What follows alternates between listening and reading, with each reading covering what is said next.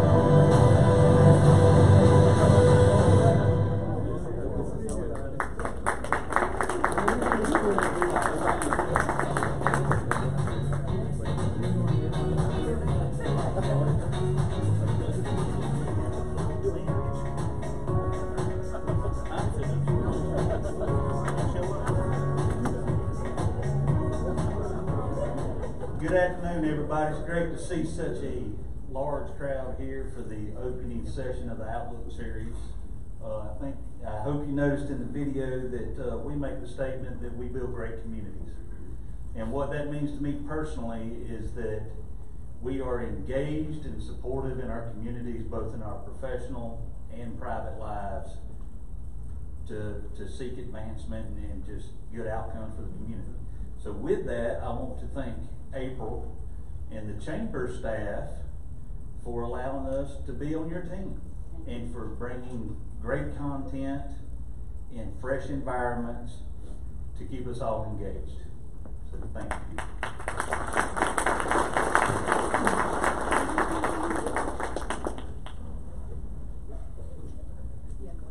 Ladies and gentlemen, please welcome to the stage our 2024 Chamber Board Chair, Michael Collins with Total Computer Solutions.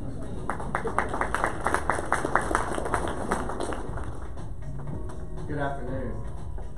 As the Chair of the Board of Directors of the Robbins Regional Chamber, I'd like to welcome you to our Robbins Regional Small Business Outlook today. And last week, as a Chamber, we heard from Chris Clark and others from the Georgia Chamber about business in our state, noting that while we are the best state to do business for the 10th straight year in a row, we face distinct challenges and improvements that need to be made to address at the state level. Today, we learn more about the local business scene.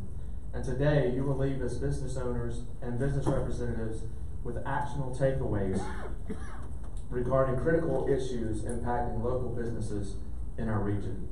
Before we start, I'd like to ask everyone to stand for our invocation, followed by our pledge. Let's pray together. Father, we thank you for this great community that you have granted to us to steward on your behalf. And while our community faces challenges that impact our lives both privately and professionally, we'd be remiss not to express gratitude for all the blessings we enjoy every day in this community, knowing that every good and perfect gift we experience in life comes from your generous and gracious hand. We pray that your Spirit would give us wisdom to address the challenges we face in a way that is just, right, and true. We pray that you would enable us to make a positive impact in our community, and that all those who live here, regardless of their demographic or makeup, would experience the fruit of that positive impact. We pray your continued blessings on our behalf, and we pray that everything we do and say would be to your honor and glory. For it's in the name of your dear Son, who loved us enough to give his very life for us, that we pray. Amen. Amen. pledge allegiance to the flag of the United States of America and to the republic for which it stands, one nation, under God, indivisible, with liberty and justice for all. Thank you. You may be seated. As a point of information this morning, following our presentation, we will have a QR code to access all the data that we'll be sharing at today's event. You'll also receive an email with a link to that data as a follow-up. So, for the sake of all those like me who are highly distracted, there's no need to stick your phone up in front of everybody's faces and take pictures of our slides this morning. So you'll have multiple convenient ways to access the data that we share with you in this program. We've already heard from other sponsors this morning, but our today's session sponsor is People's South Bank. And at this time, I'd like to invite Amy O'Kane to the stage for sponsor remarks. Please help me welcome Amy to the stage.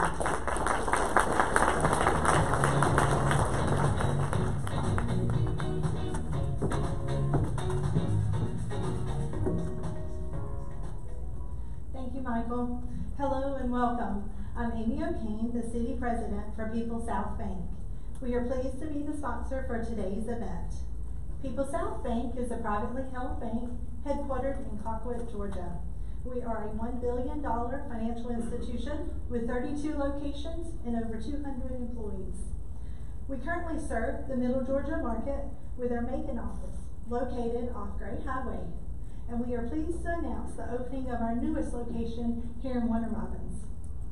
We will be open for business on July 1st at 1805 Russell Parkway, which is next to Flint Energy's offices at the corner of Russell Parkway and Carl Vinson. Please stop by to see our beautiful new office and enjoy a fresh new banking experience. We continue to look for additional opportunities to expand our presence within this market. We are excited to be a part of such a strong, growing economy in Middle Georgia. We invite you to give us the opportunity to serve your small business needs and your personal banking needs. Please pick up a gift from our table if you have not already, and it will make your car smell better, which we all can use. I know you will benefit from the information shared in today's program, and we look forward to welcoming you into our new office. Thank you.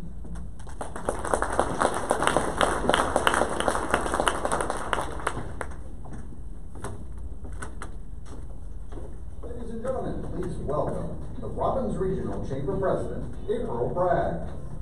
That would be me, who got a jump start on all of this. So welcome everybody. It is great to see all of you with us. I know many of you were here for our legislative exit issues just a couple of weeks ago, and in many ways this is a follow-up to that event. But today, as I look around the room, I see people who haven't attended an event in a number of years that are either newly engaged or re-engaged in the market, or this particular topic is of interest to them. We've got a cross-section of the business community represented today, development partners, elected officials at the local, state, and federal level, including some of our congressional field reps, as well as some friends from Robins Air Force Base. So it is our pleasure to host you today. I want to give a shout out to Brad and the team from Sonny's for a fantastic lunch and getting everybody through the line pretty quickly. So let's give them a round of applause. And thanks again to our host, House and Healthcare, who provides us this amazing facility, our series sponsor, Parish Construction Group, and today's sponsor, People's South Bank. So last year, we widened the aperture of our Outlook series to address a variety of issues facing businesses today. The content, as well as the delivery format, is dynamic, continuing to evolve in order to provide timely and relevant information businesses need most to remain successful and compliant in this ever-changing landscape. Our program today will open with economic forecast, followed by an in-depth panel discussion with experts on the front lines in their fields.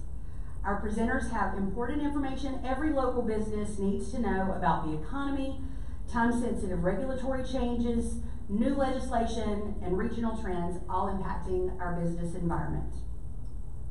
First up, we'll have our economic forecast presented by Michael Christ with the Federal Reserve Bank, followed by Dr. Greg George. I'm going to go ahead and introduce Mike to you now.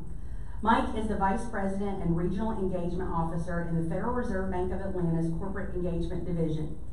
In this role, he serves as the Atlanta Fed's lead public engagement officer, focusing on smaller cities and towns, as well as rural areas in the 6th District, connecting directly with citizens to explain the Federal Reserve and its policy decision. And he, in turn, learns how the economy is affecting their lives. He shares this information with the bank's senior leaders and other policy experts throughout the Atlanta Fed to deepen understanding of the district's economy, and we are excited to welcome him back to present to us today.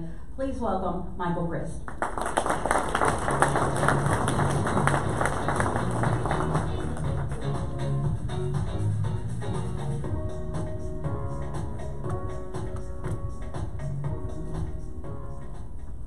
Thanks, April. Thanks for having me back. I should say, just for the record, I do own other clothes. How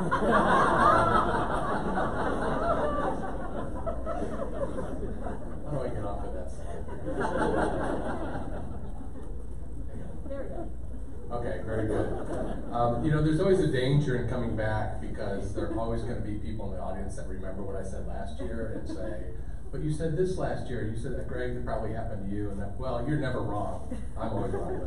But it is great to be back. It's good to be back here. Thank you to our sponsors as well. So when the Fed thinks about the economy and the outlook, we kind of think about it in terms of the mission that we have been given from Congress. I'm only going to focus on that first one, conducting our nation's monetary policy. We call it our dual mandate. We focus on trying to create conditions in the economy that smooth out business cycles, to try to make sure that employment in our economy is as strong as it can be. And it's also our job to keep inflation low and stable. We'll talk more about that in just a second. I'm sure we'll talk a lot more about that at the panel. But so as far as how our economy is performing, economic growth-wise, the story is actually pretty good. The second half of last year, our economy grew well above expectations, and I think one of the things that I shared last year was that we expected the economy to moderate, growth to moderate. That typically happens when the Federal Reserve raises interest rates, which we have done substantially over the last couple of years. But our economy has proven to be quite resilient. The early numbers in for the current quarter are positive as well. Estimates are between 2% and 3%. And when I think about the picture here in Georgia, Georgia has traditionally outperformed the nation, especially because of logistics and in this area, especially defense spending. So there's a lot going on in the state that I think is it doesn't make me think that there's any reason that the economy here in the state of Georgia won't be a little bit stronger than that for the rest of the country. As far as the outlook goes for the rest of this year, the expectations are for stable growth right around 2%. There is no recession in our forecast or anybody else's forecast, which is, we think that's very good news.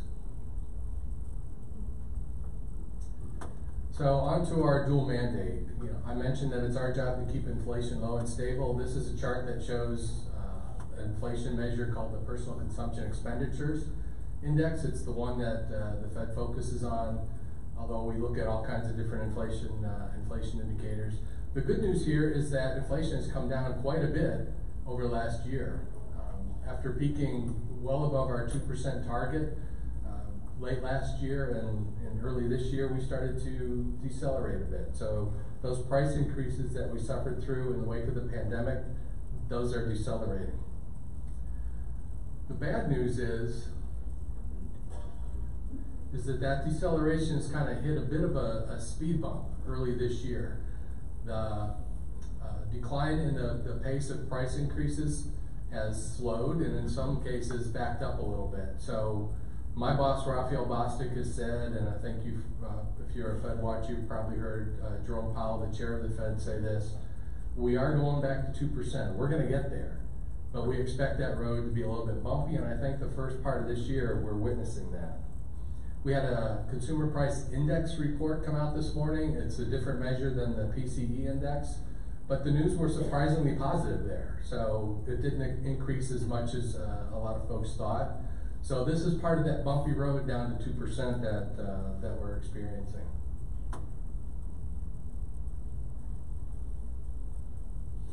As far as employment, the unemployment side of our mandate goes, job growth in our country has been pretty strong.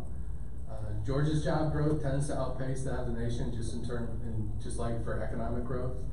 But you see in this chart that I especially focus on that red line, the 3-month moving average. There's always going to be volatility month to month, but we're averaging over 200,000 jobs gained every month, which is a very strong number.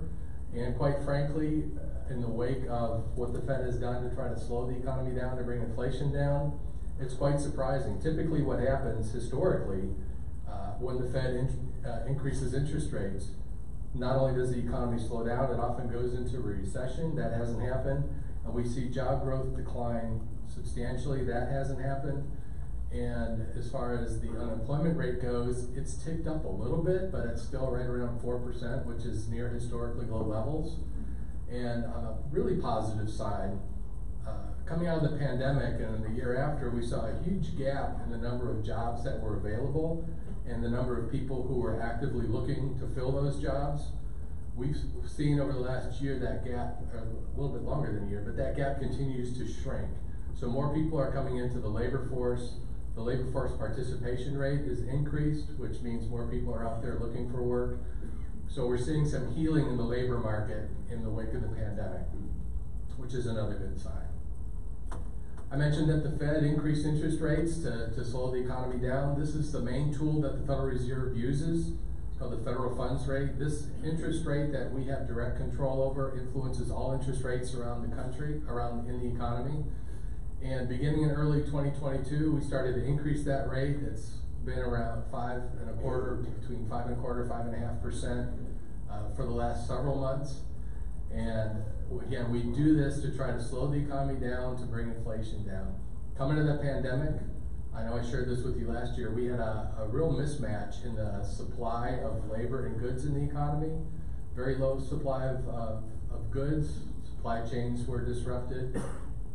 People left the workforce during the pandemic and were slow to come back. So we had low supply, but our economy recovered quite strongly, a lot more strongly than I think most people figured would happen. So we had a situation where you had high demand and low supply, and we all know what happens there, prices go up. So we're seeing healing in global supply chains, we're seeing healing in labor markets.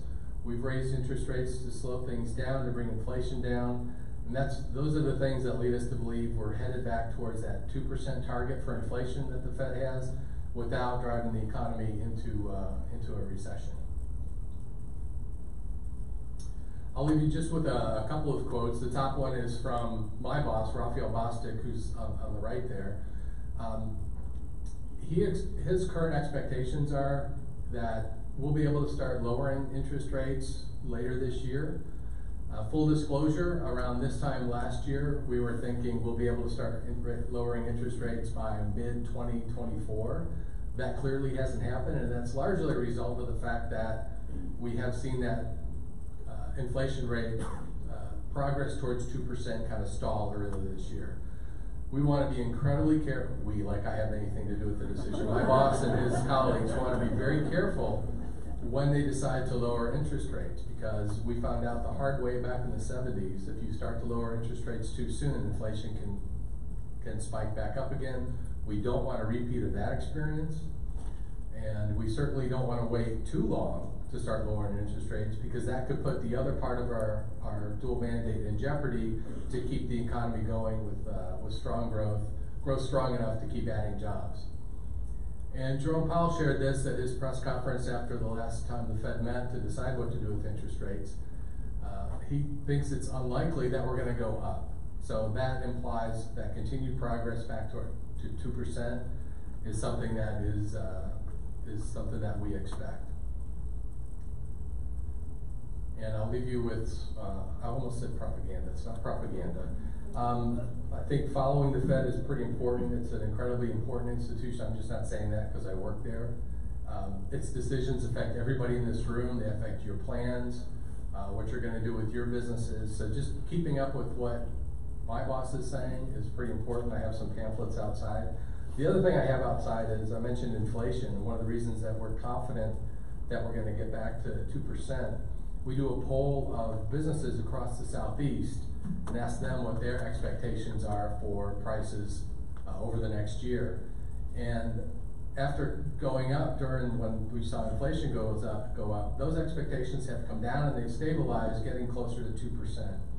So we want to get as much business input as we can into that survey. So there's some sheets outside if you want to take it with. I know I probably didn't ask you permission to publicize all kinds of stuff, but this is part of what we do is to make sure that we're just not looking at the data.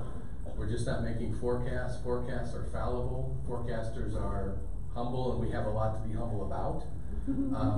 But understanding the mindset of the business community in the areas that we serve is really important. So anything that you could do to help us fulfill our mission, we really appreciate it.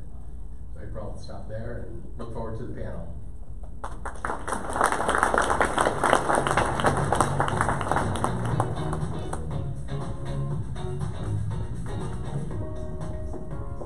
Thank you, Mike. And as someone who subscribed to the Federal Reserve Bank's weekly email after last year, I can tell you it is very informative. They don't spam you. You literally get the one email every week. But being able to participate in those surveys is critically important for us as well, Mike, to have the views of our local business community represented there. If you can send me an electronic copy, we'll make sure to include that in the recap materials as well as throw it on the screen, or it'll be on the screens, the QR code for the landing page with all of the resources presented in today's Small Business Outlook for you guys. So we start with the big picture, and we're going to continue to narrow this in as our program advances. And next up, we've got Dr. Greg George. Dr. George is an associate professor of economics and director of the Center of Economic Analysis at Middle Georgia State University. He also serves as a senior fellow at the Georgia Public Policy Foundation, which advises the state government on taxes, budget, and economic issues. He is a chair of the Middle Georgia Economic Advisory Council, which is affiliated with the Federal Reserve Bank of Atlanta and updates that policy quarterly on regional economic conditions. Please join me in welcoming our friend, Dr. Greg George. I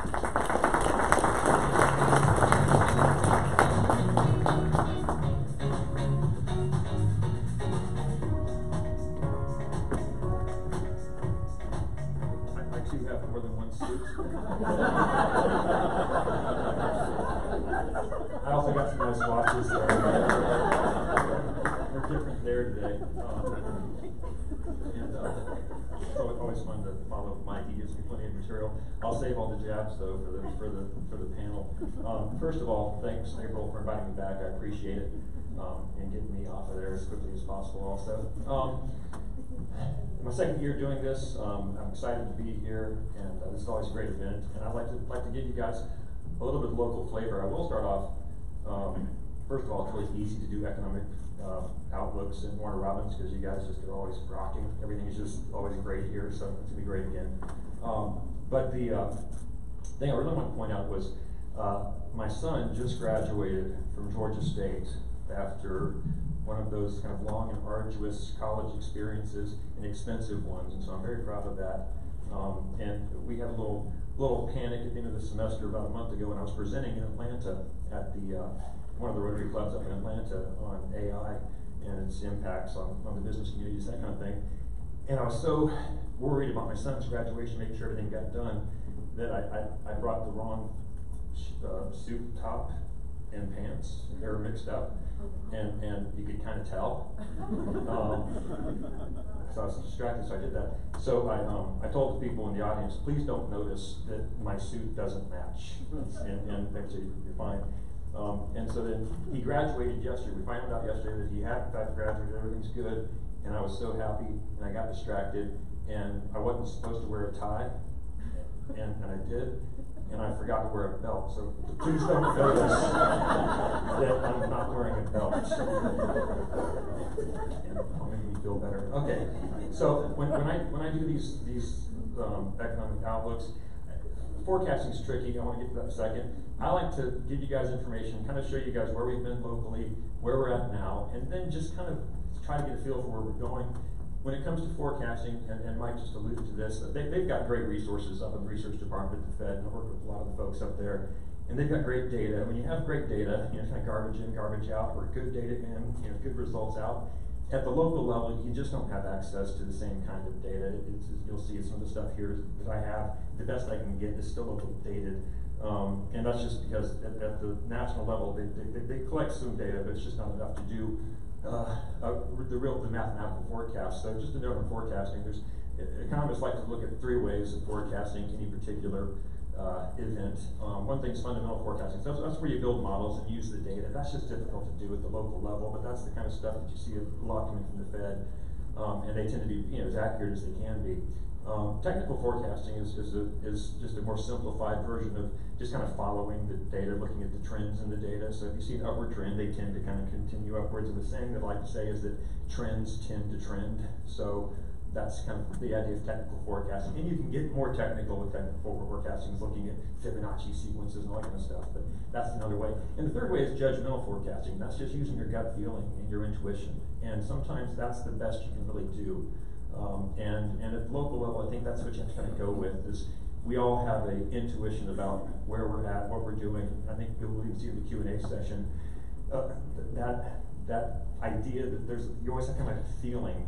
You get data from the Fed, you get data from me, but you also have some kind of feeling about where you feel things are at, and don't discount that. That intuition is usually pretty good.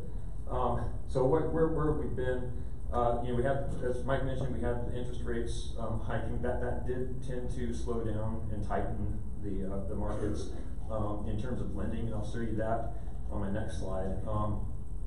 The recession that we were kind of predicting last year never materialized, and you know, we had, with the interest rates being increased as quickly as they were, Silicon Valley Bank was a problem. We started seeing some bank failures, and that was, you know, a lot of us were getting worried that was going to be the start of the recession, but it never did really materialize, so we kind of dodged a bullet, I think, last year. Unemployment obviously stays low, I'll get to that here. And also, it's still a labor shortage. If anybody's hiring, did I mention my son just graduated college? He's great with computers, but horrible as his son.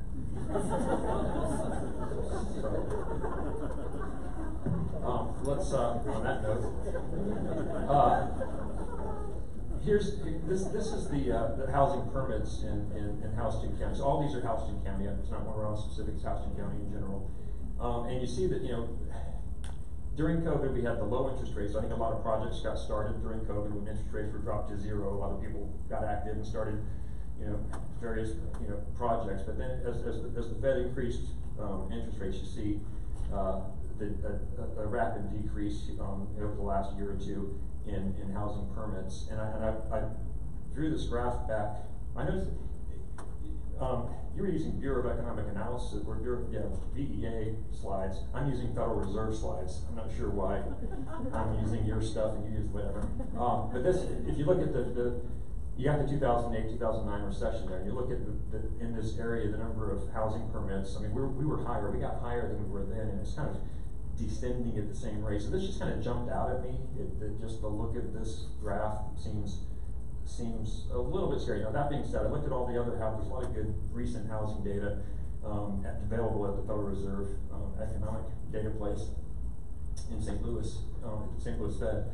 All the other housing data looked pretty stable, so I'm not really sure what that means, but if you look at pricing and time on market and stuff like that, all of that has pretty much stabilized since COVID. This was the one that kind of jumped out at me as interesting, and maybe that sparked your thoughts on that issue. What's next year? Yeah, unemployment. Mike mentioned nationally that you're 4%, with Georgia maybe we're 3.5% or something. 3.8 or something, and then Warner Robins, as always, is ridiculously low. That's just a stupid low unemployment rate. And I mean, it's lower than it was when I was here last year, which I would not have anticipated. But that's what you get in Warner Robins. It's an attractive place to work, and there's just a lot of jobs here. And so I just had some that just graduated college looking for a job. You got to be looking for people. Next. And here's the thing. I'd like to think that the labor shortage has eased up, but since the unemployment rate has come down and the employed persons have gone up, we haven't really seen the labor force participation rate really increase any. There's you know, baby boomers retiring, the Great Resignation that we kind of got through We haven't seen that big return of workers to the labor market yet. And so I think that it's very tight hiring conditions, and that can be problematic. It's kind of a blessing in disguise to have such a low employment rate. It's just very hard to find good employees and good workers. To add to that, if you do need to hire, you have to hire people away from other jobs, and that means higher wages, and then we get into wage inflation, and that doesn't help Mike's job of trying to keep inflation under control. When you have to pay more for your workers, you've got to pay more for your goods and services, and that becomes kind of a vicious cycle. This one jumped out. I mean, this is, like I said, the data's not great. It's a little bit dated. It's a year old at this point. This is like in December of 22, beginning of 23. But the important thing here was when we had that really high inflation, that 9% inflation that Mike caused.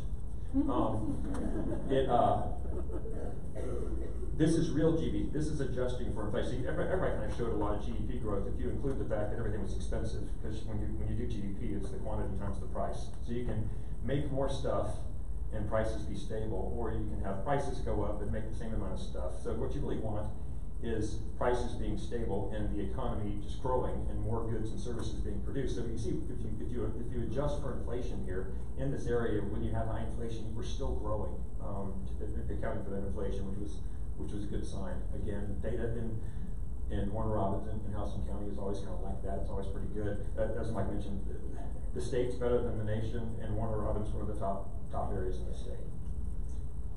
Okay. This is something that I wanted to touch on today, and this is something that I'm kind of shouting this from the highest mountains as much as I can whenever I speak, no matter what I speak about, talking about population. If you notice here, in Houston County, we're having population growth. That's good. I always liken it to we're like 7 or 8 people on Gilligan's Island, and their standard of living was pretty low. But then you've got 7 or 8 billion people on a planet, and we're just a bigger island. But when you get more people, you get a higher standard of living, you get more specialization, you get more production, you get more minds, more teamwork, all that stuff.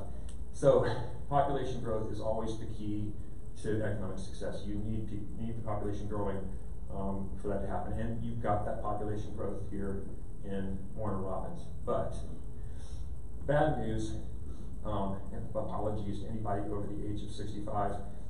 But that's the age group that's growing. We're having an influx. Everybody in Georgia talks about. I've been talking about this for a couple of years now. All the growth is coming in the. You probably can't see that, but all the growth is coming in the 50 and older and 65 and older categories, and that's fine. Except for you're seeing shrinking in the 0 to 4 category and in the 5 to 19, and that's not good. Just a week ago. I think it was the Census Bureau or CDC, someone published the most recent fertility numbers, and the fertility rate in the U.S. has dropped down to 1.6, which 2.1 children per household is considered replacement rate. And the last time we saw that in this country was 2008. And since then we've gone from about 2.08 down to 1.67 last year, 1.6 this year. Families are getting smaller, people are not making as many babies, and if you project that out the next 10 years, or at least not even that far, just to the end of this decade, another 6 years, basically there's not enough children to fill the schools. We've got enough schools, K through 12 in the state, that could handle 10% more students than we're going to have. So I guess you can say it this way, we're 10% overbuilt in our school systems.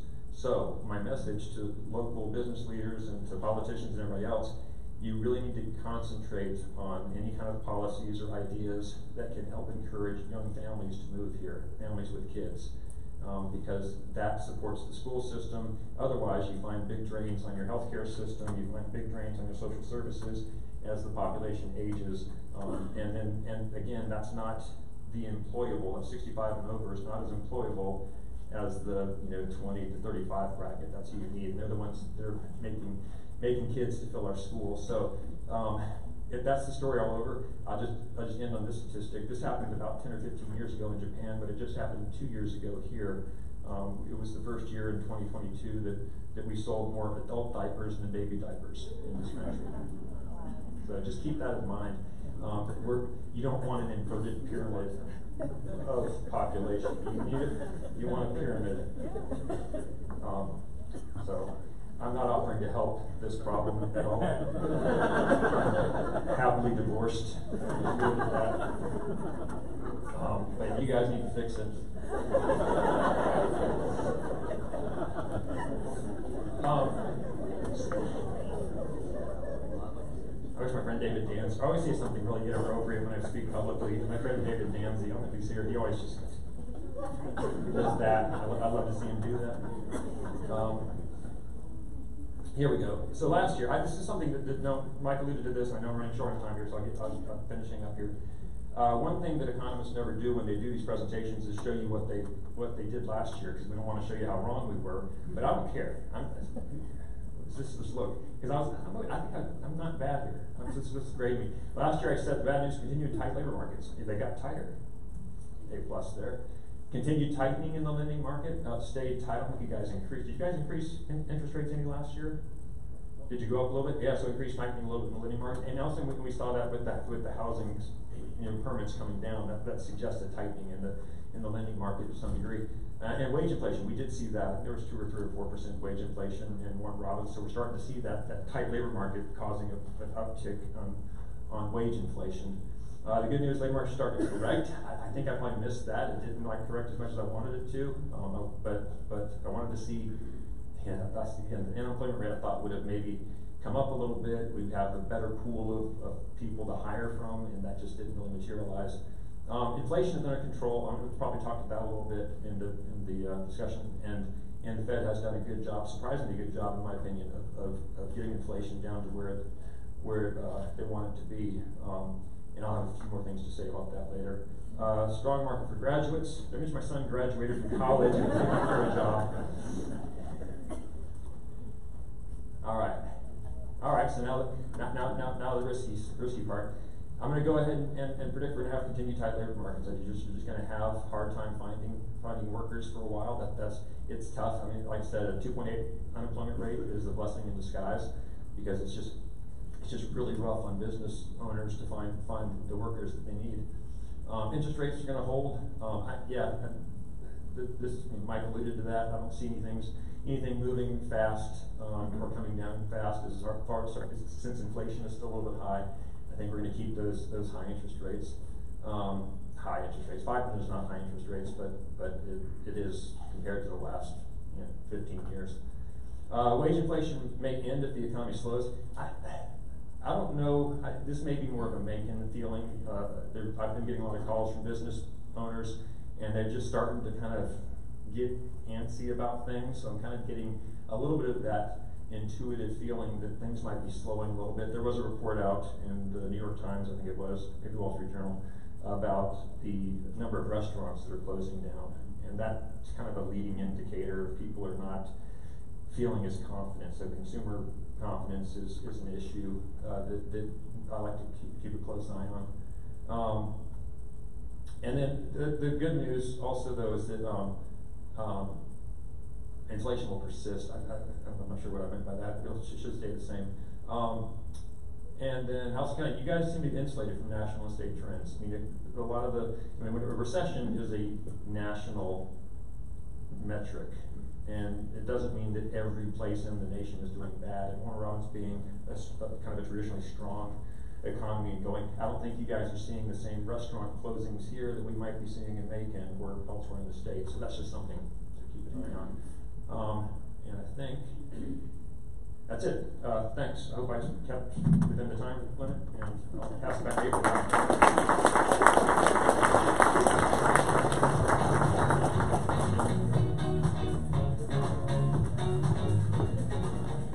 Thank you, Dr. George.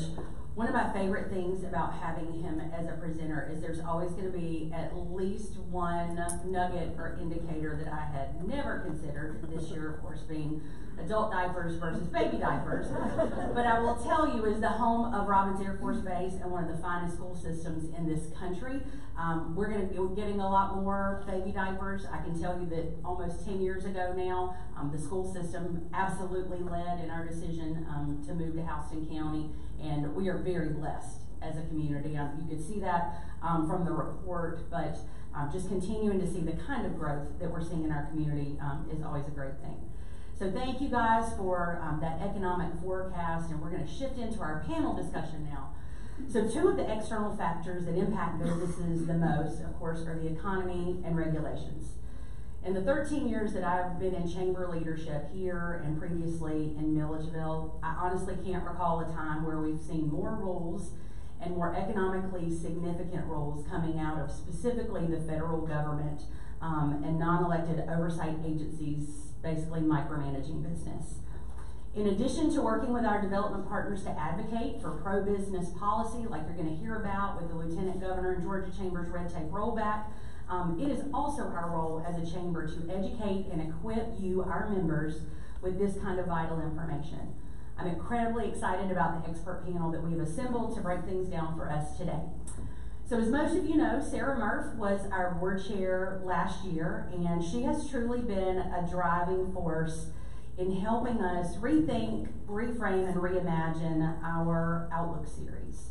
I'm thrilled that she agreed to moderate, probably something she would not have agreed to a year and a half ago. But in addition to serving as the Chief Financial Officer of Parish Construction Group, Sarah is also a licensed CPA and, like me, a recovering banker.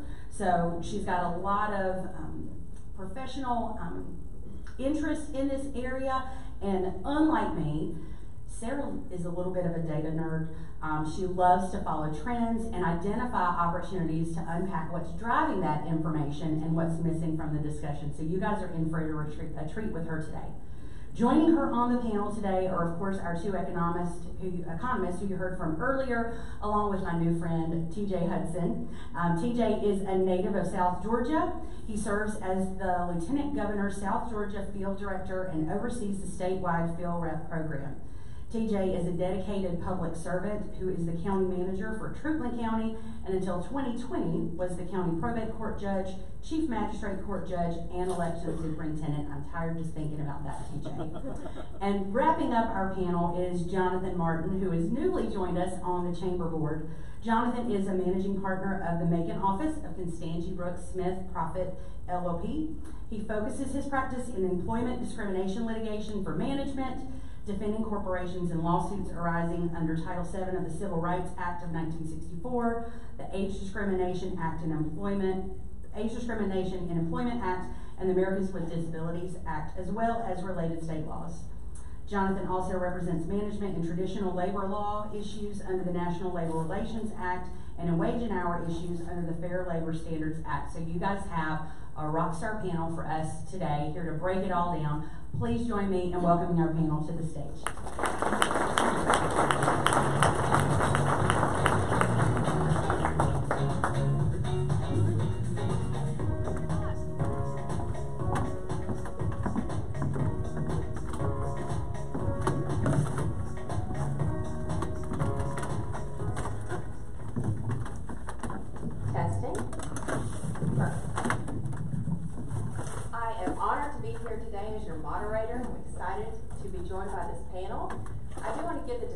If you feel I don't really understand economics, please take note with Dr. George, who taught me macro, micro, and international economics.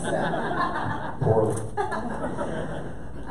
When we envisioned this event, and April kind of talked about it earlier, we wanted to bring a wider crowd, and this panel is going to be able to address issues that impact all of us. It's not just small business. But Dr. George, I want to start with you. Oh, and I'm supposed to call you George? Greg.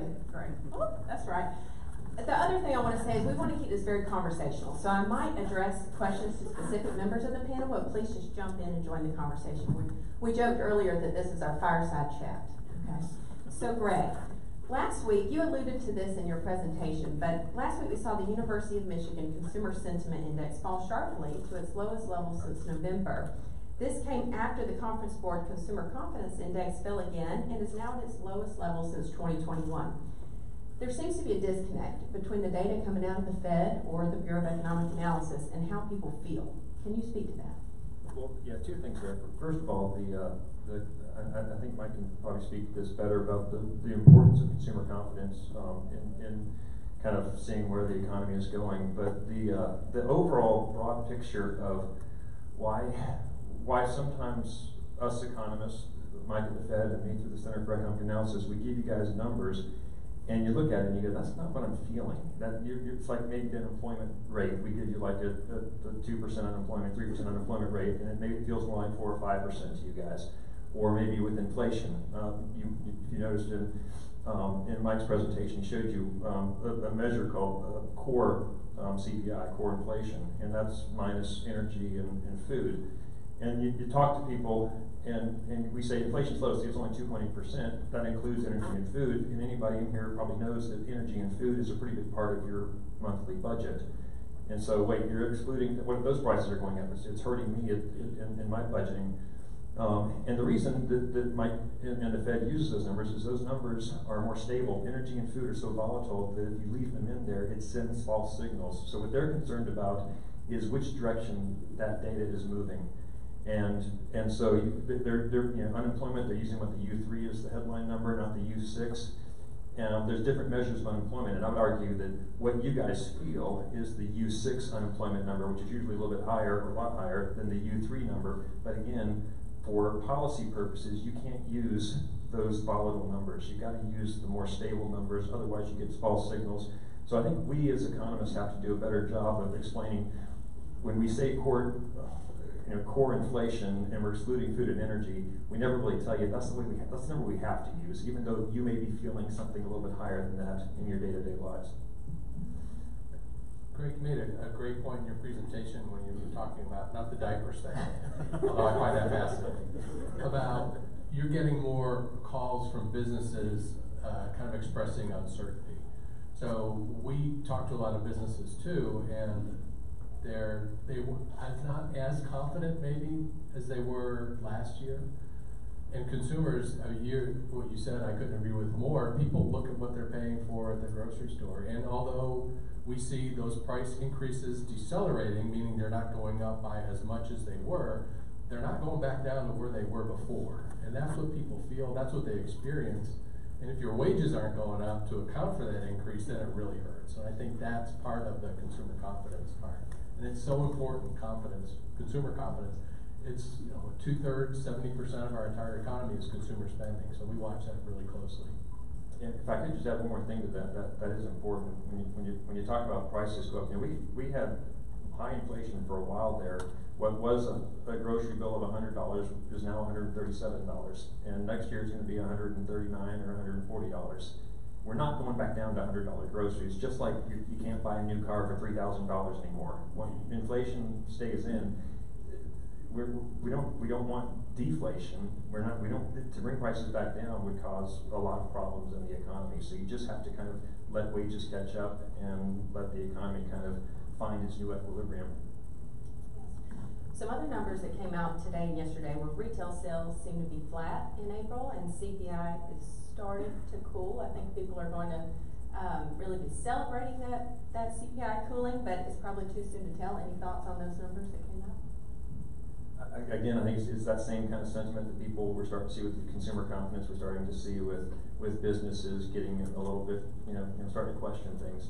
Like I said, in Warner Robins, your biggest problem is going to be low unemployment. That's a really good problem to have, but that's going to be one of your big problems.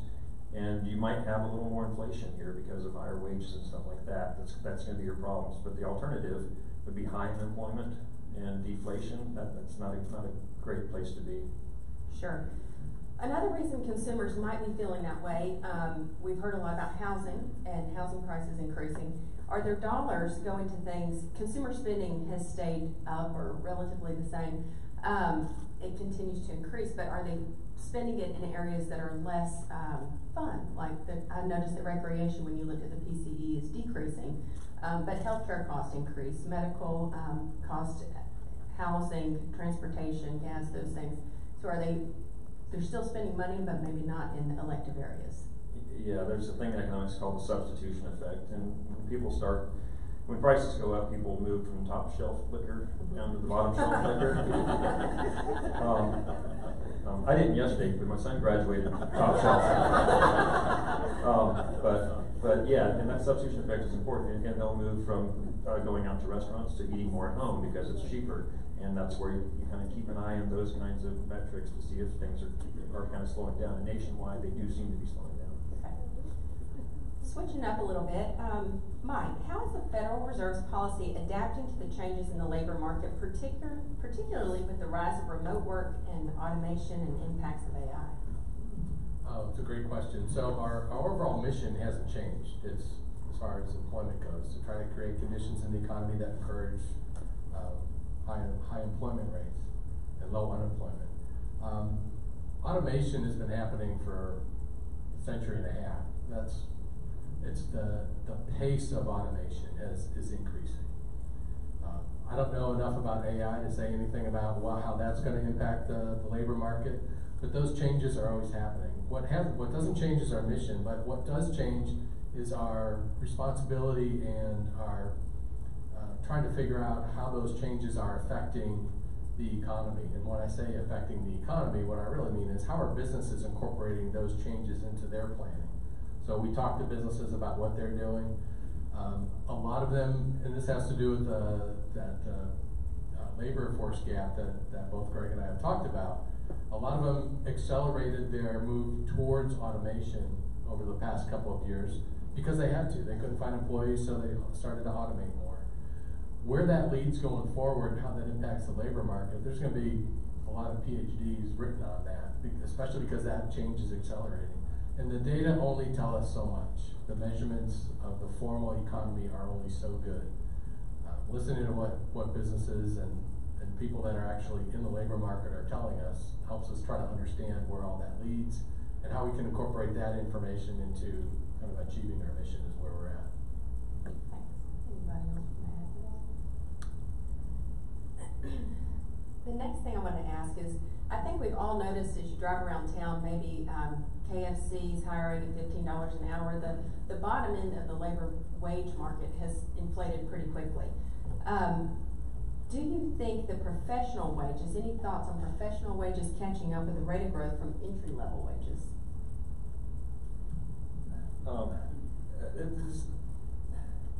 When you break the labor markets from low skill, medium to high skill, an important thing to consider historically is what we've done in this country is we've pretty much focused on the middle jobs, because you can, without getting a PhD in nuclear physics, you can get a good paying job with an undergraduate degree from Middle Georgia State University. And you don't have to go on and get a PhD to she makes more money than me and I got more education, right? That's the thing. So what we have to do in this country historically is, since we don't really want the low-skilled jobs, none of you want low-skilled jobs for your children. You want to work at banks and be lawyers and doctors and such. But we also don't have enough of those high-skilled jobs. So historically in this country, we've imported labor into the highest labor-skilled jobs. You'll look at hospitals, have a lot of foreign-born doctors practicing in them. And then at the low end of the labor scale. Well, guess what a big issue is right now in the country with importing labor from other countries? And now we have these attitudinal changes about immigration. And we've always kind of relied on that to fill in some of those lower entry-level positions. So right now we're seeing shortages across the board, and like I said, we're not making new workers domestically, so the only real solution to that is the importation of labor. This one switches back to the housing outlook. We do have a housing outlook coming up in August. What are we seeing? We did see on your chart about the building permits decreasing. If we anticipate that the Fed is going to hold the interest rate about the same, then what are your thoughts on the current state of the housing market? I know I've seen headlines over and over again about rents increasing, all across America, especially Georgia, and just housing costs. I think it's about 60% of consumer spend at this point is focused on shelter. So any thoughts is what we're seeing? I think if the interest rate stays the same, I guess we would anticipate fewer or continued slower growth in new construction. But what does that do when that interest rate falls? Do we expect an increase, or what are your thoughts? I was trying to lean back far enough so it looked like you were looking at teachers. Not to avoid it. It's a great question. I mean, we have, there's a shortage of housing nationally. It's more acute in highly populated areas. And the number of starts for not just single family, but multifamily isn't keeping up with demand. So we've seen those prices go up. Some potentially good news on the horizon. Nationally, we are seeing rents start to level off. Those increases aren't happening at the same time. Again, this is national data, and the Fed tries to focus on national data when it's trying to decide where it thinks the economy is headed. So rents are starting to stabilize, and that will, historically, that is a precursor to housing prices stabilizing. It has more to do with demand coming down and not necessarily supply catching up with that demand. And demand is coming down because they're more expensive, housing prices are higher, mortgage rates are higher because of the Fed. But anyways, that is part of, I think that, and Greg used this phrase before, the economy's kind of trying to find a new equilibrium. House prices coming down, I'm not so sure about that, but at least we're seeing that increase start to taper and level off somewhat.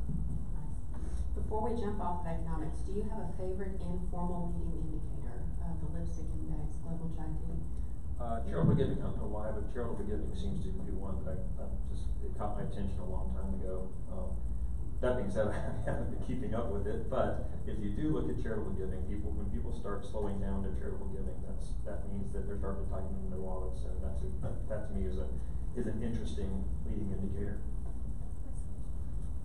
We're going to switch over to you, TJ. I'm excited to have you here. As April mentioned in the comments earlier, the Lieutenant Governor's Office and the Georgia Chamber have a red tape rollback initiative, for the state of Georgia, hoping to make it easier for small business to continue and entrepreneurship to flourish. Can you talk to us about some of your favorite parts of this initiative? Sure. Thank y'all for having us here today. I really appreciate it. Some of our 2024 priorities for the red tape rollback was to reduce the size and scope of state government by eliminating defunct or duplicative boards and commissions. Also amend the Administrative Procedure Act to expand the definition of smaller businesses from 100 employees to 300 employees. Also empower members of the General Assembly to request economic analysis of proposed legislation and agency regulations that would impact small businesses, similar to the current fiscal note process.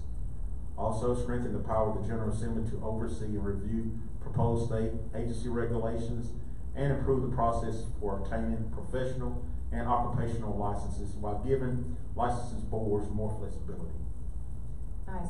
We've been talking a lot about occupational licenses. As you know, our Representative Bethany Ballard pushed through or helped to spearhead the military spouse licensure bill this session. But could you speak specifically to improvements in professional and occupational licenses, next steps that you see happening? Yes. So I would like to let this audience know about a couple bills that was priorities of ours that actually went through.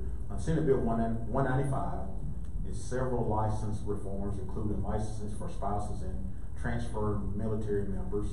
Senate Bill 354, so license requirements for hairstylists and makeup artists. Senate Bill 410, license requirements for out-of-state veterinarians. Senate Bill 449, it's exempting military medical personnel from some licensing requirements. We look to work to continue this in 2025 and beyond. These bills were part of the Lieutenant Governor's Red Tape Rollback Initiative. We had a study committee last summer that looked at our occupational licensing process and how we might reduce licensing burdens that don't directly relate to health, safety, or welfare of the public. We wanted to make it easier for military service members and people moving here from other states to get licenses while they are already receiving one elsewhere and have a record of good work. We're also doing more work on this issue this year. The Lieutenant Governor and the Speaker have formed a joint committee to work with the Secretary of State to make the overall licensing process easier to manage and to ensure that licensing boards are being held accountable when they don't timely process license applications and renewals. Reforming licenses is one of the best things we can do to get people into the workforce and get them working for higher pay. This is an area I expect the General Assembly will continue working on. I agree. For those of you that weren't here for the legislative exit issues, our Senator Larry Walker, who served on that committee, I believe, shared with us that to be a licensed EMT in the state of Georgia, you need 150 hours in the field. To be a licensed master cosmetologist, you need 1,500 hours. And so there's a lot of discrepancy at our licensing boards. Another little funny thing I was just going to share with you guys, since this is our fireside chat, is I did need to call the Secretary of State's office yesterday which I did, and they automatically put me in a queue to get a call back. I haven't received it yet, so it might happen while I sit up here. We'll see. I did want to point out that you mentioned something interesting. So in our advertisement for today's program, we put Small Business Outlook. There's a lot of different ways small businesses are defined, and so I don't know that most people in the room would have realized that this just passed, that the Georgia small business definition has been changed from 100 to 300 employees. How do you see that impacting small businesses and regulation? I think that's huge. I think the majority of your smaller businesses are less than 300 people. Sure. So I think that's a huge step in the right direction to help small businesses in the state of Georgia. Awesome. We appreciate what you're doing. I'm going to shift my focus over there to you, Jonathan. I want to start with the Fair Labor Standards Act.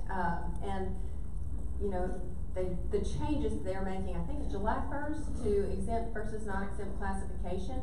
And in layman's terms, that's salary versus hourly, and the level at which that can be classified, plus a lot of other little factors in there. So for our small businesses in the room, how do you see this impacting them and the recent changes that have been announced?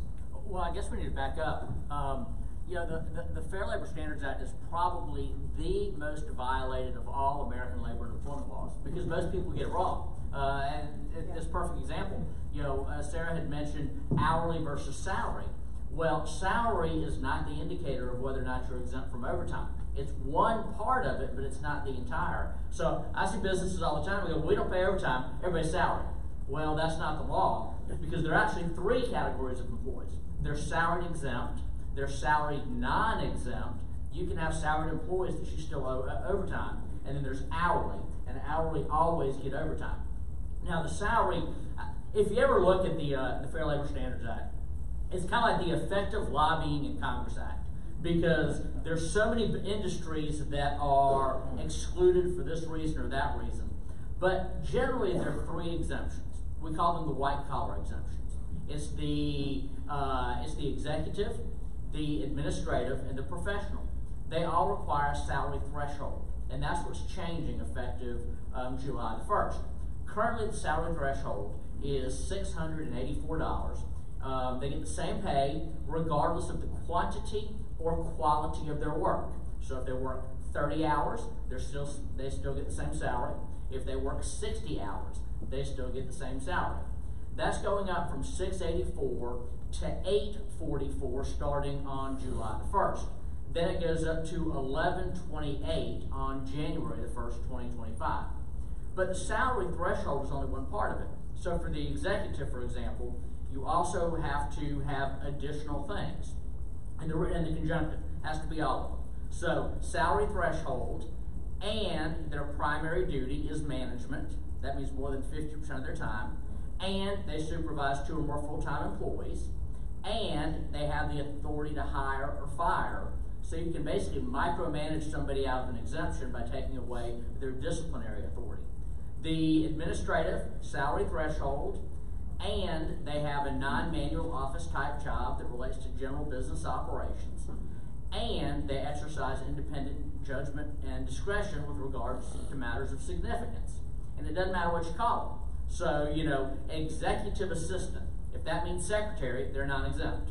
If that means the CEO's right-hand person who makes all of the decisions is a gatekeeper, well, it turns out that, you know, that person may make significant decisions. You know, jelly donuts versus chocolate donuts, that's not a matter of significance.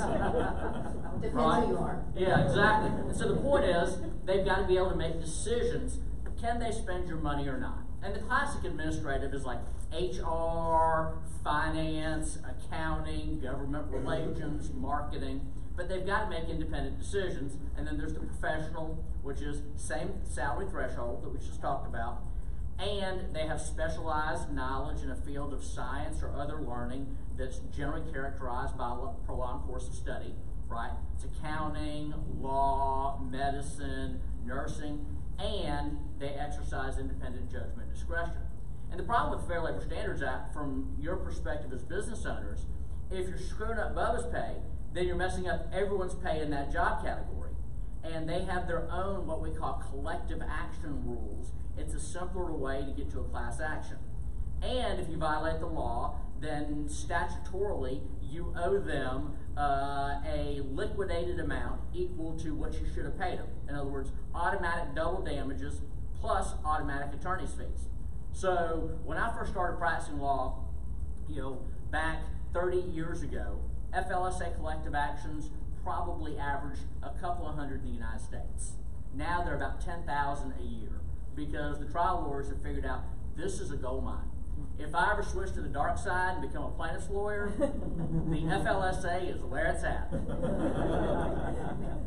Yes, that's a lot. And so if you're a small business owner sitting, or a business owner period, sitting in the audience, there's a matrix for that. And we do that at Parish. We go by job, every single job title, and put it non-exempt, exempt. You've probably seen that in your offices as well. But what I'm hearing from you is that you should resist the urge to micromanage if it is truly someone that should be in one of those executive or professional categories, that they need that authority, which is often the thing that's missing, possibly. That's right. I mean, you'll notice that with all three of the white collar exemptions, they have to exercise independent judgment and discretion. And if you take that away, then go ahead and start budgeting for overtime. Yep. Thank you for that. Another interesting law question here. The Federal Trade Commission just recently ruled on non-competes. Could you tell us about this recent ruling and how non-compete agreements impact both employers and employees across various industries in this change? All right, so the law of restrictive covenants is interesting. For years, Georgia was among the hardest to have a non-compete. Generally, a non-compete requires three things. It requires, number one, a restriction as to time. You're probably not going to get away with more than 24 months. Geography, I draft them by county. And then more importantly, scope. And that's where most lawyers get it wrong, is they'll draft in any capacity clause, which means you can't go work for a competitor. That means you can't be the receptionist, you can't cut the grass, you can't clean the toilets. There's not a protectable business interest in that. And so, about 14 years ago, we amended the Georgia Constitution to make it easier to enforce. But it's got to be to basically people who are either in sales or executive positions, so you can't have a non-compete for all of your employees. So the good news is a change in the Georgia Constitution made them easier to enforce. The bad news is the Federal Trade Commission, in a 3-2 vote on April the 23rd, basically invalidated non-competes nationwide. For everybody, effective immediately. There's a 120-day waiting period before the rule becomes effective. There's a challenge currently in the Northern District of Texas. Eugene Scalia, who was Trump's Secretary of Labor, he is mounting this challenge. But 2 of the commissioners said it's unconstitutional to eliminate non-competes. 3 said yes. Washington is all about politics. And y'all have probably noticed that there is a leaning in D.C. towards employee rights. And really, our nation is tilting that way. And this is just another, is it going to stand? I don't know. But the bottom line is, non-competes have always been hard to enforce. Non-solicitation of customer clauses are easier to enforce.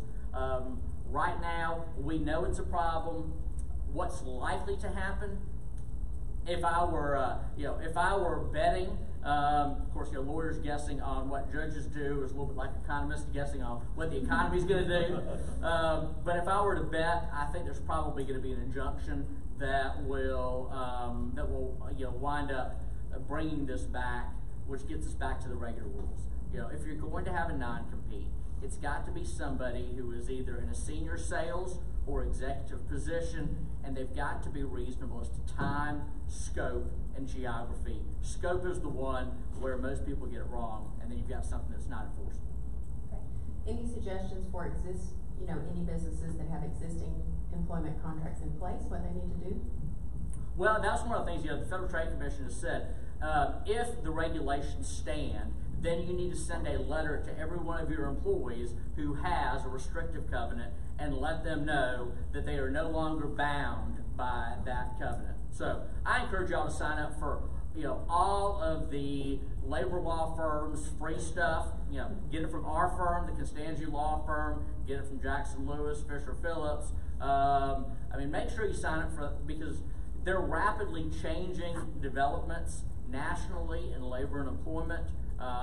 Fortunately, at the state level, the General Assembly, Lieutenant Governor, and Governor, they kind of stayed out of the employer-employee relationship, which is what's been good for business and industry in the state. But at national level, just stay tuned. Because if the legal challenge is not successful, then you've got a lot of work to do in basically 60 days or so. Thank you. One more. The DOL recently had a ruling regarding independent contractors. We've been hearing a lot for years about the gig economy becoming a new normal for the workplace. How does this ruling and many of the other areas that the DOL is focused on, they seem to be in direct opposition to a gig economy. How does this ruling impact gig workers or the gig environment? All right, so after I focus on the Fair Labor Standards Act, my next focus will be on independent contractors, because most people get that wrong, right? The classic independent contractor is the person who paints your house. I want my house blue. I want it blue within 30 days. It's worth $2,500 to me. And beyond that, you don't control when they do it, how they do it, how many people do it. You're probably writing a check to a business, right? Joe's Painting, LLC, not Joe Smith. They assume the risk of profit or loss. If paint goes through the roof, right, they're going to take it on the chin. They've got the right to subcontract. If they can get Dave's Painting, LLC to do it for $2,000, and then they pocket $500 just for brokering the transaction, that's your classic independent contractor. And here's the thing. A lot of people, they say, well, we're just going to make somebody a 1099 independent contractor. Well, I'll let the economists weigh in on this, but in Jonathan's, non-PhD level, you have to take a look at sort of the economics in Washington, D.C. and the economics in Atlanta. Mandatory tax withholding for workers, right, W-2 employees, that's the best interest-free loan program that the government has going on, because they take money out of people's paychecks, January, February, March, April, so on and so forth, and then, 14 months later, they give a refund, and people are delighted. The government's had my money all year long, and now I get it back, and I never got any interest, right? So they're incentivized to find people to be workers, not independent contractors, because people who own their own businesses, like myself and yourself, I collect money, right, hopefully, January, February, March, and then I guess how much I owe in April, and then so on and so forth, and then we settle up 18 months later. And so the federal government is sort of spring-loaded to find people to be workers, W-2 workers, not independent contractors. And so the U.S. Department of Labor has become more and more aggressive.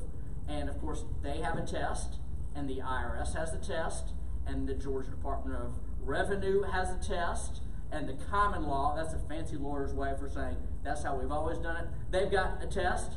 And so typically they look at, the ability to subcontract, whether you regulate their hours and the manner in which they do it. They assume risk of profit or loss. They do it for multiple people. They have to supply their own tools and equipment. If your current situation doesn't meet that, then you likely have a part-time employee, not an independent contractor. I see a lot of eyebrows going over the break, so visit that. We'll move into tort reform. We hear a lot about that from our legislators, and the Georgia Chamber also has taken a strong position on tort reform. Why is Georgia ranked as the #1 judicial hellhole, and how do nuclear verdicts contribute to this stats? Anybody? Well, I'm happy to weigh in. Hey, I'm a defense lawyer. I'll be happy to weigh in on that one. The fact of the matter is, I'm seeing insurance companies pulling out of Georgia. They don't want to do business here anymore. And it's a function of politics. Those lawyers who work under the Gold Dome are overwhelmingly plaintiffs' lawyers. They may declare themselves to be Republicans, but at the end of the day, if they enact tort reform, then they're shooting themselves in the foot, because they want nuclear verdicts because I can't make a lot of absolutes as a lawyer, but here's the one I can make. Right? There's never been a collection of individuals in the history of mankind where it's easier to find a lawyer than in the United States of America in the year 2024. Right? One call, that's all. I don't get paid unless you get paid. And what that means is if we collect any money, I keep 40 or 50% of it. And so if the folks that are making the laws are the ones doing the suing, then tort reform is going to be at an impasse. And eventually, we're no longer going to be the best state to do business. I welcome disagreement. So your forecast is that it's not going to happen, or? No, I think unless there is a big movement to unseat people, and their desire to be politicians outweighs their desire for income, then there's not going to be any change. That's the big problem, because the trial lawyers spend a lot of money on politics, and politics is all about follow the money. TJ, could you speak to the Lieutenant Governor's office and how they are going to try to come up with comprehensive tort reform, given what we've just heard about the state? Absolutely. I'll invite you to come to the Gold Dome at any time to make an argument. We'd love for you to come. And Jonathan, you mentioned it, but the insurance climate in the state of Georgia, we've heard about multiple insurance companies leaving our state. Can you talk to the reduced competition that we have in the state, or anybody, TJ, and the increased rates, how this impacts the livelihood of independent contractors like truck drivers, contractors in the state, small business owners already struggling with soaring insurance costs? It's a pretty high barrier to entry if you're a small business. I'll certainly let the economists weigh in, but I wasn't all that good at economics in Georgia. But, as I recall, it's all about supply and demand. And if the supply goes down and the demand's still there, then those who are suppliers can charge as much as they want to, which just exacerbates the problem. So, I'm not going to weigh in on supply and demand. You got that exactly right. Oh, good. But in my travels throughout the Southeast, I've been to Florida quite a bit, and there's a state that really has some issues with regard to home insurance, just in general. And the home insurance costs have gone up so much, and you add to it just the cost of the home, the increased mortgage. It really puts a grip on just speaking about the housing market. In areas, there's some areas where it's so unaffordable that unless you're a retiree with a lot of money in your knapsack, when you come down to Florida, you can't afford to live there. You can't afford to buy a house, and it's a real problem. So I'm just saying insurance costs have gone up in such a way that it can stifle overall economic activity. TJ, did you have anything you wanted to add? Okay. Jonathan, back to you for just a second. This isn't something I've heard about a lot in my time growing up here in Houston County, but new union organizing efforts in Middle Georgia. What employers need to know. I know that union activity is something we don't hear much about, but a new ruling from the National Labor Relations Act impacted employee rights and union organizing, especially in the context of recent efforts here. What critical information should employers be aware of to navigate these changes effectively? Well, I think that the number one thing is, and I do a lot of work defending companies in union campaigns, organized labor is moving southward. It's that simple. As businesses leave the Rust Belt and move to South, organized labor is going with them. And Georgia is a big state that organized labor is targeting right now. There was a decision that came out in the fall. It's called CEMEX.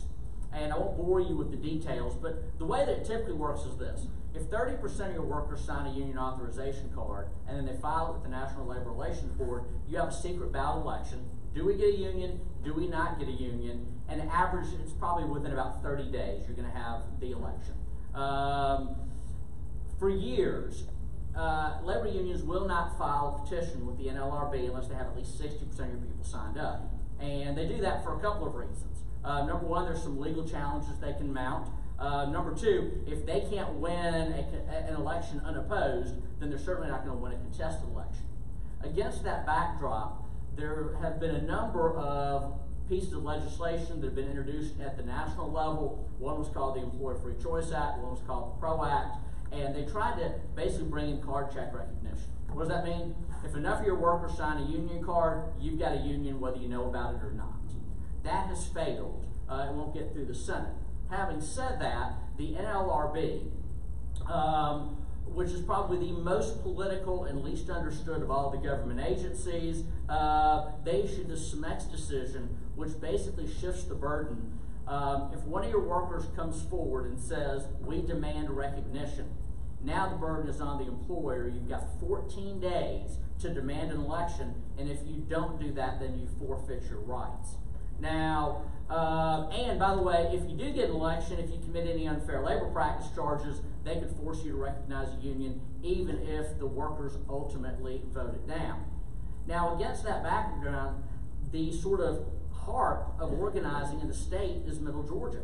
The steelworkers have won 2 elections, right? One on 247 at Kumo, one in Fort Valley with Bluebird. I pulled their LM2, which is federal filing, and they spent $152,000 in Georgia last year. They spent $122 of it in Bibb, Houston, and Peach County. There are a lot of people from Pittsburgh who are spending a lot of time down here.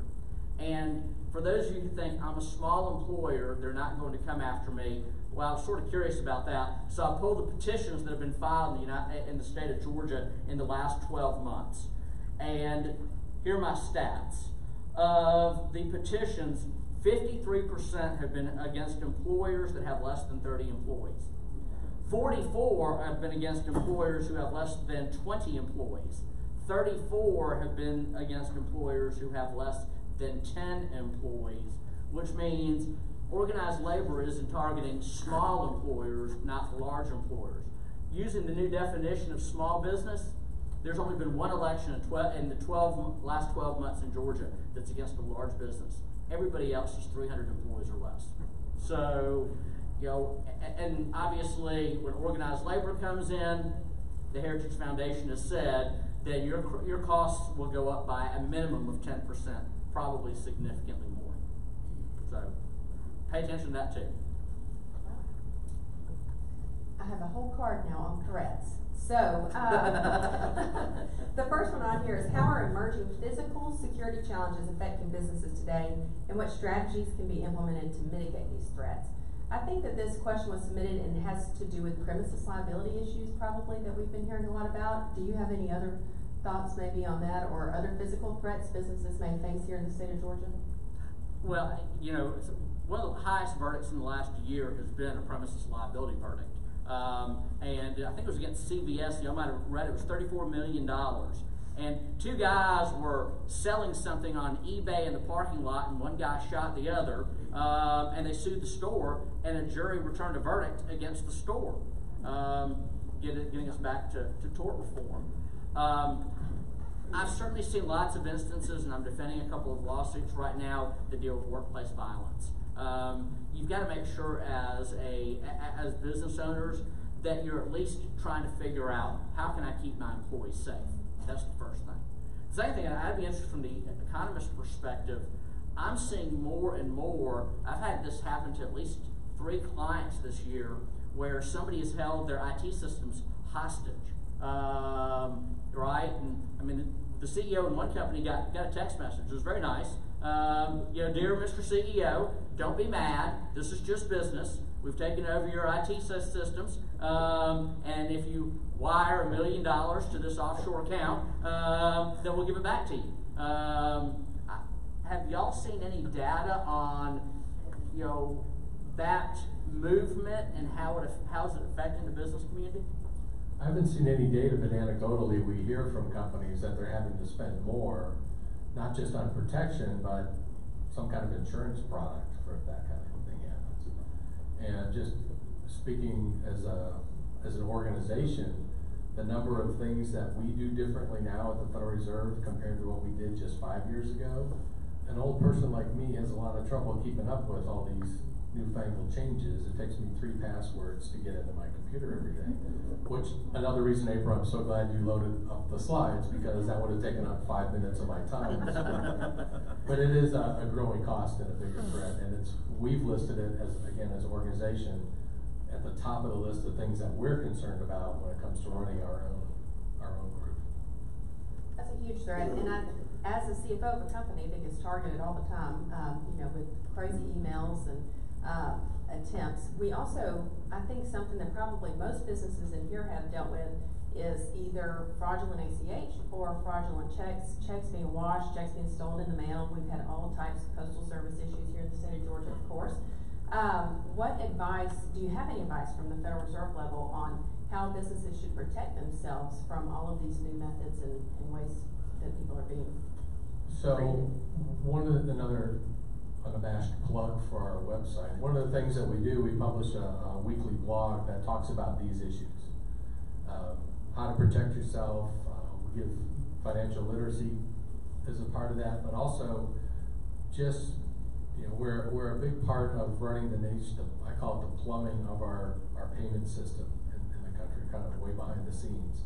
But all those payments they're grease on the gears of our economy, and if that breaks down for any reason, that's a big threat to our economy. So if you don't have an expert that's giving you advice, try to keep up with some of those trends, because there's some great information there. And for not speaking as an official representative of a bank or the Federal Reserve or anybody like that, but just as a practical business person that I see it all the time. If I were a small business and I'm trying to focus on running my business and not worrying about, reconciling my bank account on a daily basis, I would make sure that you have positive pay turned on your checks, and it needs to include payee match, because checks get washed and they would clearly go through.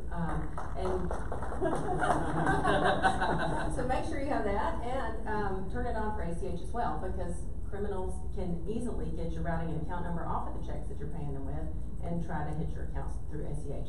Another thing as a small business owner I think to be on the lookout for is, with the increase in AI, that means that criminals are going to have access to it too, and they're going to come up with even more creative ways to attack us and try to get us to send $1 million to the wrong place. And so or 10,000. It could be a little amount of money, but it could be a lot to a certain business owner. And so when you get emails from people and they're asking you to change their routing and account number or wire information, call and verify with numbers that you already have stored. Don't use numbers that are sent via the email.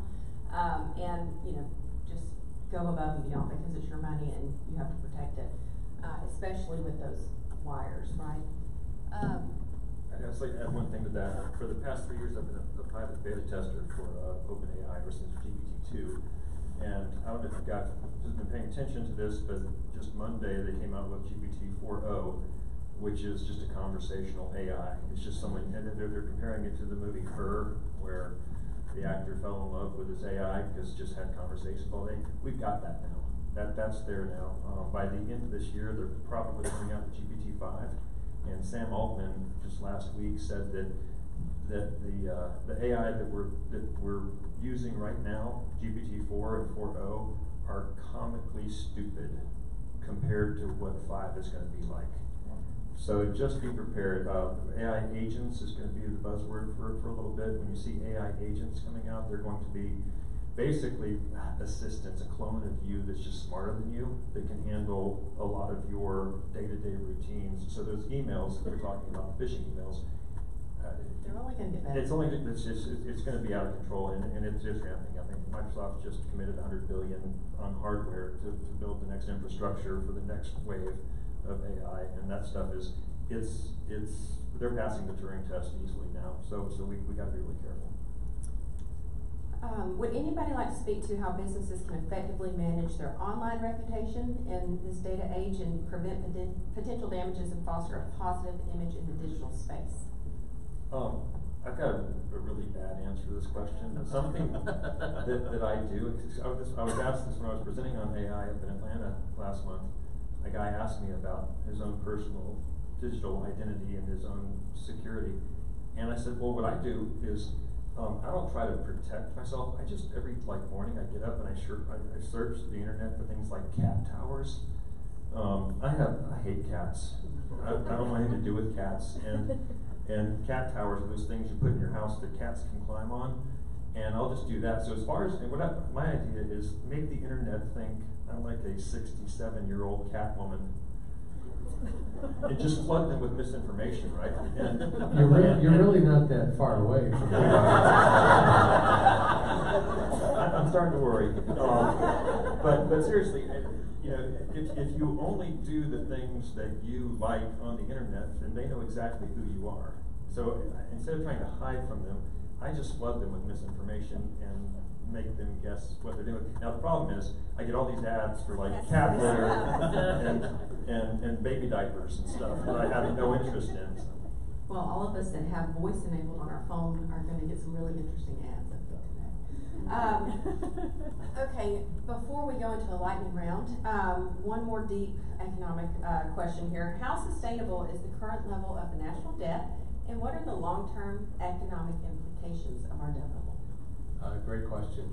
I'm going to paraphrase or parrot Governor Powell, who got this question on Capitol Hill not too long ago. Said at the current level, our national debt is sustainable. You know, we're able to sell bonds, people are buying them, the interest rates haven't gone through the roof, but it's on an unsustainable trend. And how we deal with that as a nation, it's up to our elected officials. The Fed doesn't have any say in that at all. We take the economy as it comes to us. But the longer this kind of thing persists, it has something that we call a crowding out effect, where people invest in debt rather than productive parts of the economy. So it is a longer term threat to our overall economy.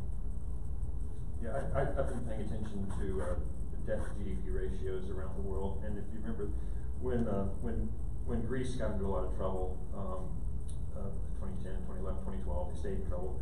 I think their debt to GDP was around like 167% debt to GDP.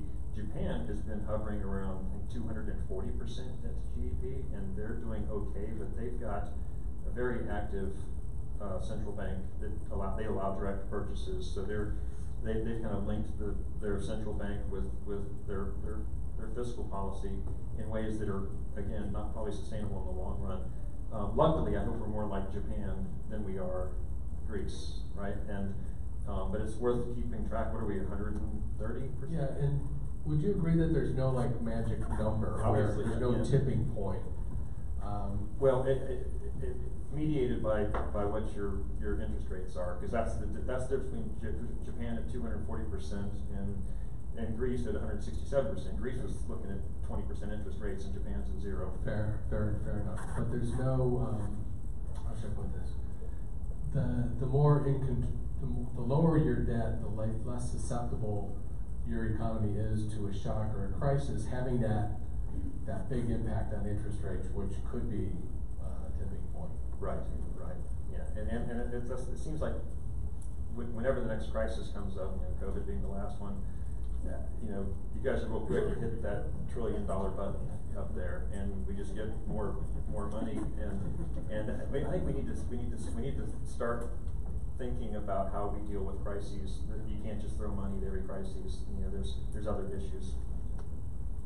Awesome.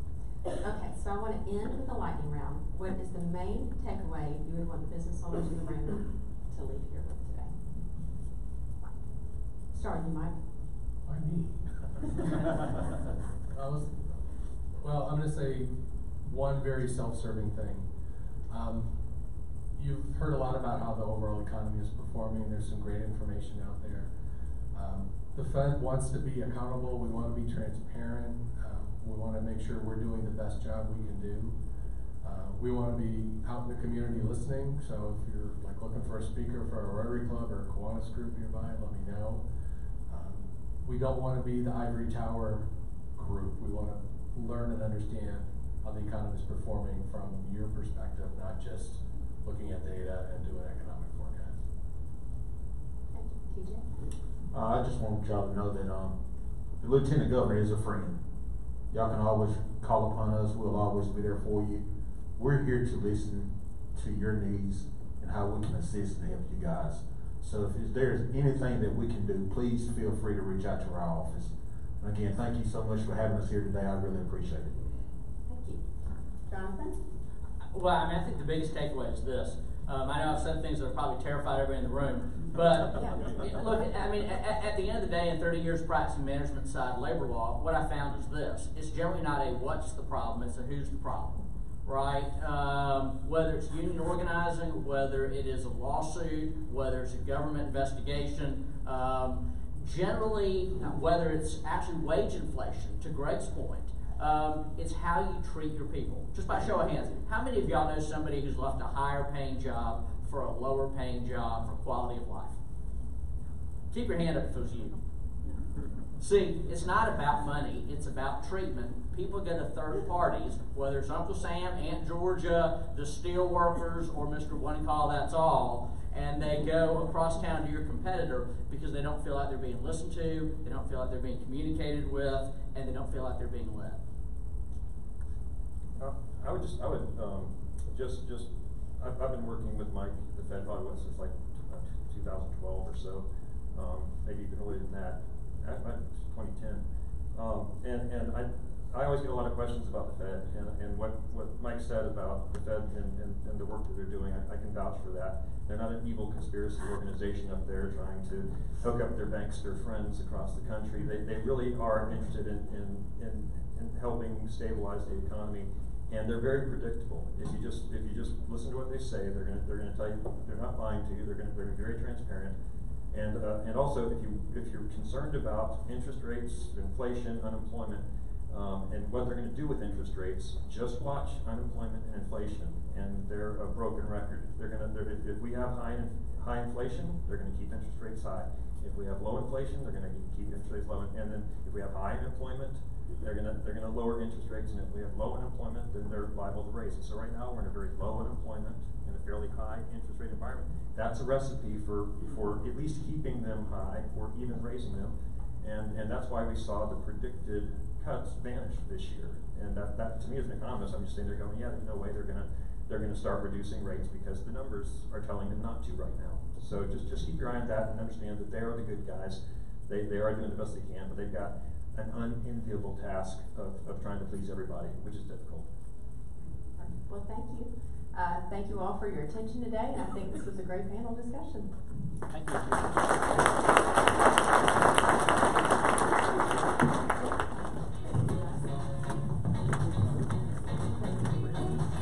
I'll give our panel one more round of applause. Most of the time they can get up here and share things that some of us may not like to hear, but as I mentioned earlier, it's information that we all need to hear. So I want to thank you for joining us. As I mentioned earlier, the content from today's program can be accessed through the QR code on your screens there. It is also on the table tents. We have also videoed today's program, so once the video renders and we have all of the event photos and everything, we will send out a recap email that will include a direct link to all of the resources you saw today, so all of the slides the presenters talked about, but also any of the topics that were covered. Each of them has a dedicated button on our landing page that is going to take you to additional resources that help you understand the timelines, the constraints, and the ways that you need to implement some of this into your business. Sarah, my big takeaways for today is Jonathan's going to need his own 2-hour program to scare us all, so I'm going to have a hard time recruiting you to come because you're going to be depressed when you leave, but I think it's vital information. 2, I think we might need a security outlook of some kind in our near future.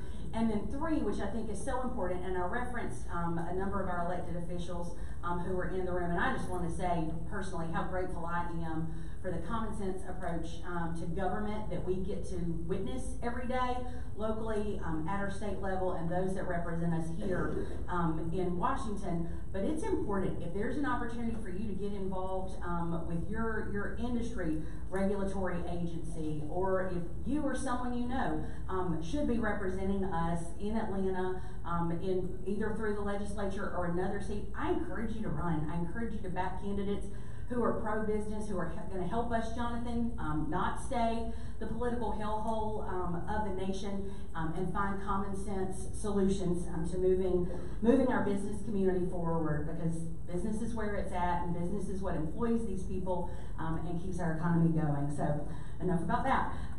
As I mentioned, we're going to update the page and send out an email, if you will, as you leave. Make note, there's also dates on the other side of that program. As y'all know, we take June and July off from a programmatic standpoint for events that are in this facility, but we're going to be back at the end of July for our First Eggs and Issues event of the fall, which is on livability. When we talk about Houston County, Dr. George, and the things that are, drawing people here, and our population growth that we continue to see, our low unemployment, all of those things. I mentioned, of course, the base and our school system, but our quality of life here in Middle Georgia is attractive. That's livability. The things to do, the people that you're part of, the great cost of living and the environment we live in. Those are the things drawing people here. We're going to learn about some of those driving factors, and we'll have representatives from here in Houston County as well as our neighbors talking about some of the innovative things they've got going on. So I encourage you to come, especially if you're in a position where you're trying to recruit a younger workforce or a highly skilled or specialized workforce. This is a great thing to get into the mindset of what they're looking for in those communities when they graduate from college, like Dr. George's son, who needs a job. We're going to have our housing outlook, which we just scratched the surface on housing on August the 2nd, and this one's going to be a little bit different, and I'm really excited for this twist. As you guys know, we continue to evolve this programming. Last year we had a presentation and then a local panel. We're still going to have a combination of that, but we have invited Chris Denson with the Georgia Public Policy Division here. He spoke with us 2 years ago, but he is on a listening tour, and so that's going to be a much more interactive session. I know TJ mentioned about reaching out to the Lieutenant Governor's office, and you guys, there's so much more in that red tape rollback for you guys to dig into that's going to be available on our website. But one of the things that we've got on that page additionally is a way for you to submit questions or just comments back to any of our speakers, and we'll make sure that those get directed to the appropriate party. That's not only going to help you have a point of contact for your area of interest, it's also going to help us as your chamber better identify those things that we need to double down on, and I'm sure we'll be following up later in the year with a survey about additional things you would like for us to cover. As you leave, I hope you have found today's information and programming to be informative. It's always great to have you. If you will, leave your name tags either on the table here or on the table as you leave, and we've got some notebooks and giveaways for you on the table. Amy and her team with People South have some great goodie bags over in the corner, so make sure you stop by and see them. Sign up for the Federal Reserve Bank's text. Well, again, we'll throw it all on the website, but you guys have been great. I hope you have a great summer. We'll see you soon.